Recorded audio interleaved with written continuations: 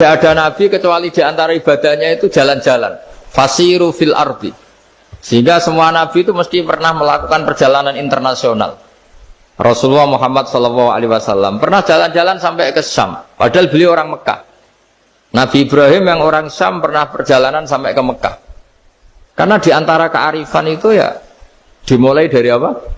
Jalan-jalan tadi. Kamu ngerti orang yang macam-macam. Makanya di antara kebaikan umatku, kata Nabi itu siyahah fil ard, sering berkelana, tapi tentu untuk mengambil pelajaran. Atta ibunal abidunal hamidun as-saihun.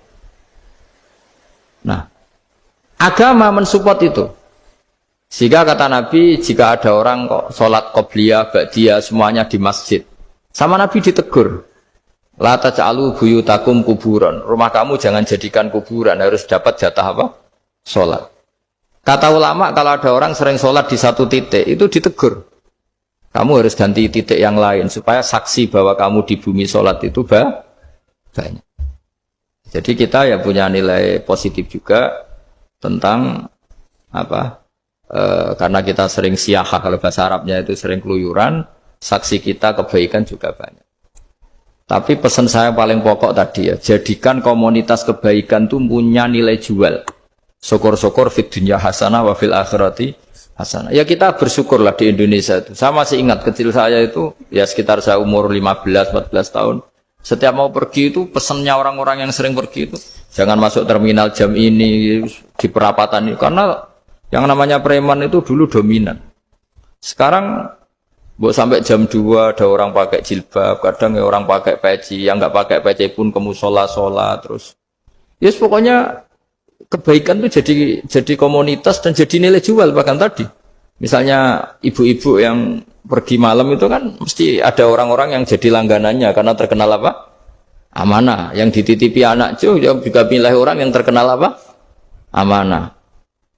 Nah, nilai amanah ini harus kita jaga terus. Supaya kamu ya bisa bekerja, orang lain juga nyaman karena amanah tadi. Allah juga senang karena amanah itu perintahnya Allah Subhanahu wa ta'ala. Dan Indonesia harus menuju ke sana.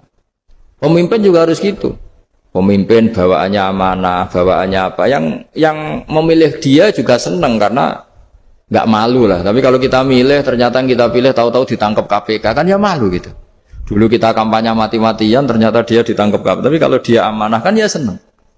Sama kalau tukang Grab ketangkap satu karena penodaan atau karena pengkhianatan, yang malu juga semua. Karena kadang-kadang nanti digeneralisir seakan-akan semuanya seperti itu. Tapi dengan reputasi panjang, nggak pernah terjadi apa-apa dalam Grab kan otomatis lainnya juga terangkat. Nah, ini yang dimaksud wa'tamiru bainakum bima'ruf. Jadikan kebaikan itu urusan bersama.